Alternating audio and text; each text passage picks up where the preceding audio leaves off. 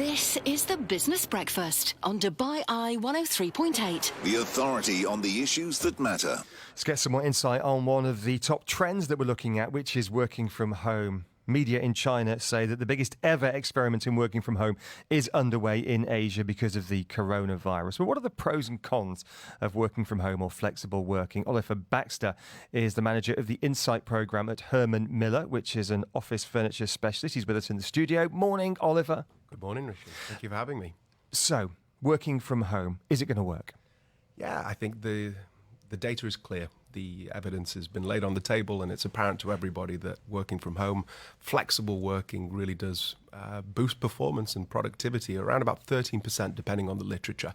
So a 13% productivity spike from working from home. Let's dig into that data. Yeah, so 8% of that 13% is actually just reducing the commute time.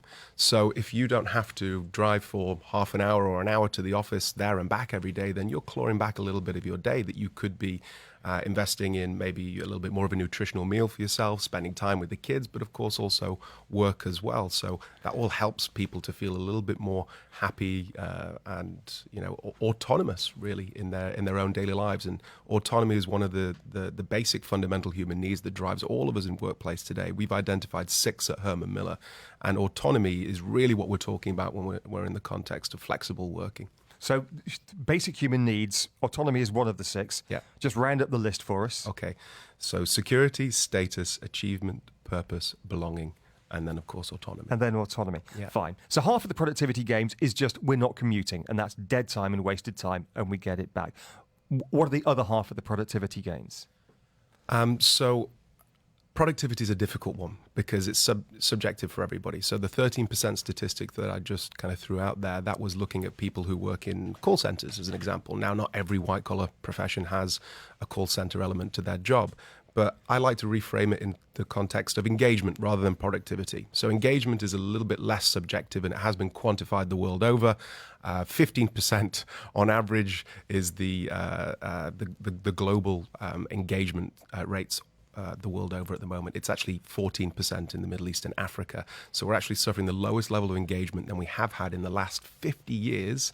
And guess what? Gallup, the company whose statistics I just quoted, they've highlighted that 1 day a week working from home giving people the option, they don't have to take it, but giving them the option to work from home for 1 day a week is that sweet spot where you'll get a spike of around 35% in engagement from your employees. If you give them 2 days a week, then it starts to deteriorate. And actually, if they're working from home every day of the week, it's worse than asking everyone to come in for 5 days a week. Okay, so it's not a yes or no.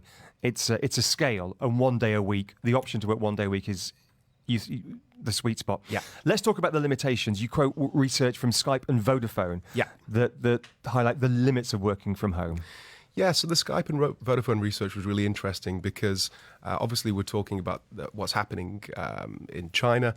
Something similar, well, not in terms of disease control, but during the London Olympics, because of the transportation and all the pressures on there, a lot of employers were forced to implement a 2-week flexible working strategy there as well. So actually with the Vodafone and Skype research, it demonstrated performance gains, but also one of the biggest issues is that 33% of those that did choose to work from home discovered that there was a fundamental flaw in the tools and technology that people were being provided with for their jobs. So things like cameras on their screens so that they couldn't connect with their peers visually. But one of the big things for me, and obviously I work in office furniture, is not like having a good chair to sit in. If you're just working from your laptop for 8 to 10 hours a day, sat on a sofa, you're going to have some musculoskeletal issues, right? So, you need a good chair at home. You need possibly even a standing sit-stand electric desk, a monitor arm so that the monitor's at the right height so that you're not getting any issues with your neck, because that's quite a substantial weight. So, it all needs to be looked at holistically, how we support people working in offices and also from home as well, so that people can do their best work. That's ultimately what we're trying to do, right? 30 seconds. What's happening here in the Middle East in terms of flexible working? We haven't done a huge amount of research in this region yet, but what have you learned? What have you seen?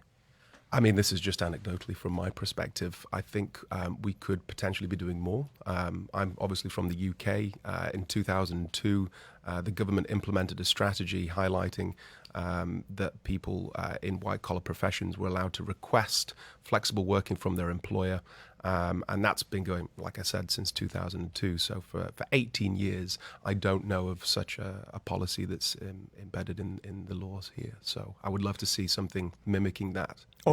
Different question, 20 seconds. Are you seeing demand for different types of furniture here? For example, when people are fitting out offices, are they buying more flexible desks rather than individual workstations? Do you see that?